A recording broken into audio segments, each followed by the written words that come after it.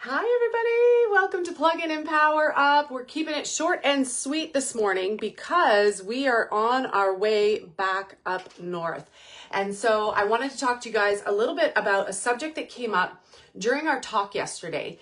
We were at this incredible festival called Everlove Festival, and it was beautiful. It was in an incredible location at the Hill of Blue Mountain. It was stunning. There were so many incredible speakers, teachers, experts, and we had this beautiful outdoor tent where we were facilitating. And Gabriel and I, our topic was unshakable love, really tapping into why we call certain people into our experience and then why sometimes we repel them at the same time.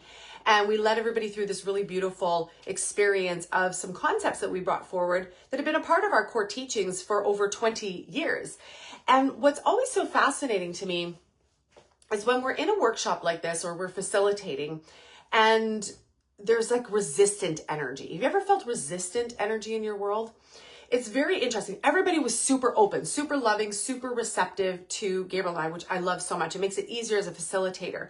Doesn't mean everybody has to buy what we're saying, right? It doesn't mean you have to believe everything that we're saying, but to at least be open. Because one thing that I've learned along my journey, and this has come from since I was 17, being very open to having mentors, teachers. If there was a sticking point, someplace that I got to in my journey where maybe I didn't know the answers, maybe I didn't know the way, maybe I was struggling with some stuff, I would be the first person to put up my hand and be like, look, I tried this, it didn't work. I tried that, some of it worked, still stuck on the same thing. I'm open to shifting. I'm open to growing. I am open to experiencing new teachings if they're going to move my life forward and if they're going to help me with something. And one of the things that came forward, and we were anchoring a lot of light. You guys know, if you follow our journey, we anchor a lot of light. We bring forth a lot of light onto the planet. And I've also had, Gabriel and I both have had to walk some pretty shadowy moments in our journey, in our experiences, in our upbringing, in all sorts of things. We had to walk through the shadow, and we can still show up powerfully in our light, in our love, in our expansion, and bring the light. And this is really what we were bringing forth for everybody that I want to bring forward for you, is that regardless as to what the conflict is in your world, there are a lot of teachings out there that keep people ensnared and circling and looping. If you ever find yourself in a loop, or if you ever find yourself not feeling free, or you ever find yourself in a space where the same type of stuff keeps happening over and over and over again, or you find yourself thinking the same habitual things over and over and over again with no change happening, you're probably stuck in a loop. And loops are really catchy. Even in the spiritual world, it's really, really catchy because we often don't know when we're in a loop. And someone brought forward the question, we were talking about light, we were talking about expansion, we were talking about letting go of this concept of needing to create so many barriers and boundaries and cutting cords. And if you've ever heard me speak before, you know that I'm not an advocate of those things and that there's an easier way. I like leaning into the way of creator, God, source, the divine, how the divine would be, because I'm either aligning myself with how the divine would be, or I'm aligning with something else. And that something else is usually the ego or humanity or belief systems that have been given and brought down and people have accepted as truth, little t. I always like aligning with higher T truth, capital T truth. And one of the women asked us, she said, well, it can't be that easy. It can't be that easy holding the light. It can't be that easy expanding the light. What do you do in situations, when there's intense relationship dynamics? Maybe there's an abusive situation. Maybe someone's really not healthy in many, many ways. I don't use the word toxic because I think that labels and it keeps you stuck in a loop. So you won't hear me say that. But I do think that there are unhealthy experiences. Although every single relationship that we ever encounter, that we draw into our life, is for our growth and it's for our learning. And there's some sort of soul dance that we're doing together, that I called you into my experience and you called me into your experience. So if I play my part and you play your part, then we get to grow and we get to learn. And that was the base of what we were bringing forth. And this woman was very triggered by what we were saying. And she brought forth this concept of the shadow, that doing the shadow work is really important. And it's not that easy to hold the light. And what was really interesting to me as a speaker and a facilitator was I could feel the ego part of me feeling triggered by that, because I wanted to defend and I wanted to justify. And I heard it. It literally came in. It was like ego pulling to get ego activated. And I recognized it in that moment. And I just took a deep breath and I said, you know what? I don't have to justify anything. I don't have to prove anything. I don't have to get into a pissing match with anybody. I just need to embody what I know as truth. And the truth is, it's easy to hold the light. I'm not saying you don't walk through the shadow, but the difference is you don't get stuck in the shadow. You don't get trapped in the shadow. You don't loop in the shadow. And this is a slippery slope. So many people get looped and stuck in the shadow thinking that, well, I'm doing my shadow work, but they're not happy. Well, I'm doing all this shadow conversation, shadow work, but they're not still receiving and getting what they want. They're not manifesting what they want. They're finding themselves in repeat loops. The people keep showing up the same way. The same patterns keep happening. They're still treated like SHIT, and they wonder why. But then they defend the shadow and avoid the light. It's too hard to hold the light, is what she said. It's not possible to hold the light. It's not possible. It's not easy. And I was in shock. I was thinking to myself, I said, Gabriel, I talked about it a lot yesterday, even this morning. And I said, I have to bring this forward because there's a lot of misconceptions about shadow work. Shadow work doesn't mean, and I studied with shamans. I have done my fair share of shadow work. I have seen shadows. I have seen demons. I have seen entities. I've had shit pass through me. Guys, I have walked through it. But that's the difference. I don't stay in it. I don't linger in it. I don't wear it like a badge of honor. I don't over talk it. I don't linger because I don't want to create the loops of being in the shadow. And if I get stuck in the shadow, then that takes away from me being in the light. Wherever your focus is, that's what's going to expand. So if I focus on, it's like if you're walking on a path and you see a pile of poo, everything else is beautiful. I love using this example. I've used this example for like 20 years. You're walking on a beautiful path. There's flowers everywhere. It smells incredible. There's beauty. There's foxes. There's bunnies. There's butterflies everywhere. And you see a pile of poo. And all of a sudden you're like, oh my God, look at this pile of poo. This is equivalent to like getting caught in the shadow work. Here's the pile of poo. It's one thing to be like, oh, there's a pile of poo. Okay, so what are you going to do? You're going to hop over it. You're either going to say, well, there's a pile of poo and move on. You might get some twigs or branches and move it off the trail. You might be someone who cleans up the poo. You might get pissed. You might be like, I can't believe those people that just leave their poo all over the place, right? Usually dogs.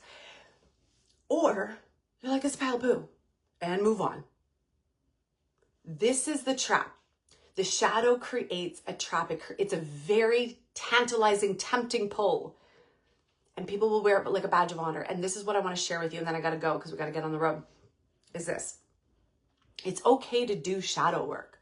It's okay to look at what isn't serving you. I call it the ick and the stick. There's a reason why I don't call it shadow work. Because if I start calling on that, I'm going to have to run some energy light clearings after this too, because the more I focus on it, because of our power of manifestation and creation, and we're creating all the time. I've been saying this for 25 years. We're constantly creating. We're constantly manifesting. I did not learn that from anywhere. That was dropped down straight from Creator. And they said, you have to be very mindful as to what you're focused on, the words that you're using and choosing, and where your attention's going. And if you're focused on the poo on the path, you're going to miss the beauty.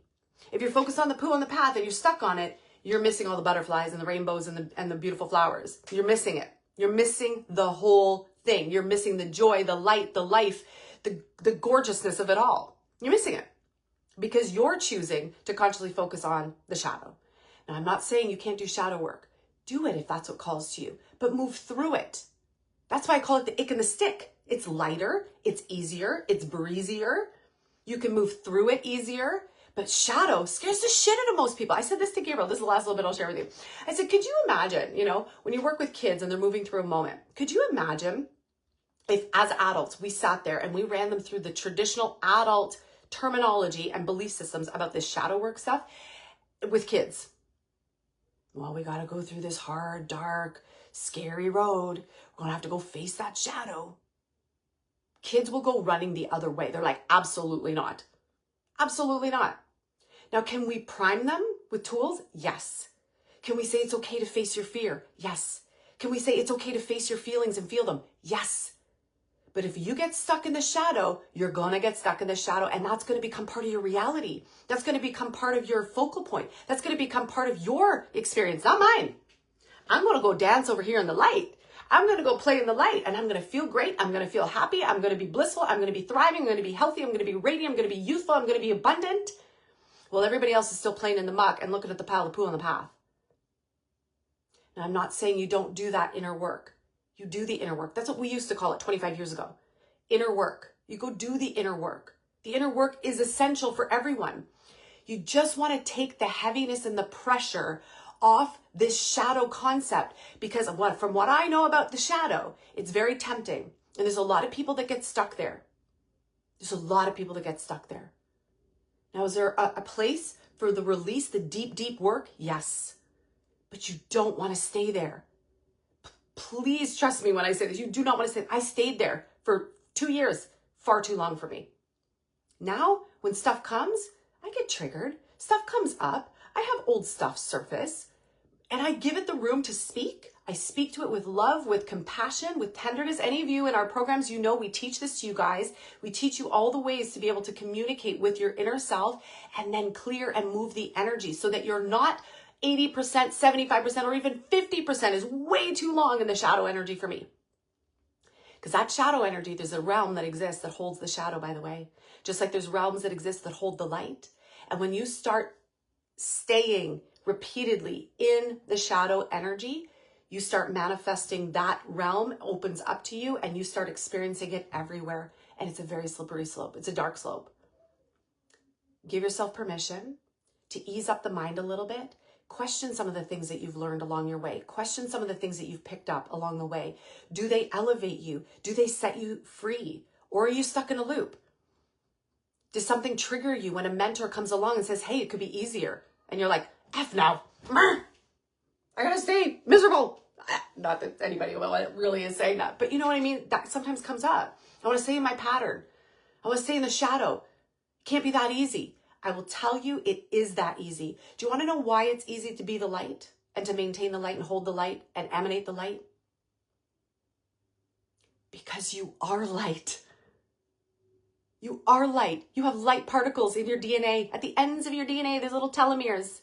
I learned about this when I studied health sciences in university. There's little light rods. They still don't know what they're for. When babies are born, when are created, conceived, there's a light flash that goes off. They say it's a chemical bond, a chemical reaction. I say that's the light of Creator, whatever you want to call it, coming in and giving life. We are pure light. We are light molecules. We are light particles. It is easier to hold the light than it is the shadow. It takes a lot of work to hold shadow. So I want to suggest, look at what keeps you ensnared. Can you just drop it? Drop it like a hot potato. Just let it go today. Can you sit with yourself and just be light? Can you come back to yourself and be like, you know what? I'm going to choose the light today. I'm going to be the light. I'm going to beam the light. I'm going to radiate light. And then let's just experiment today. Let it be an experiment. See what happens. Nobody's forcing you to do anything. But if you trust that you are the light, it's the easiest thing to be, and it's the easiest thing to come back to, and it's the easiest thing for you to actually remember. If you love this video, share it. Thank you so much for being here. I'm going to go. We got to jump on the vehicle. We're headed home today, leaving Collingwood, beautiful Collingwood, Ontario. And I hope to see you all very, very soon. Have a beautiful day. Mwah!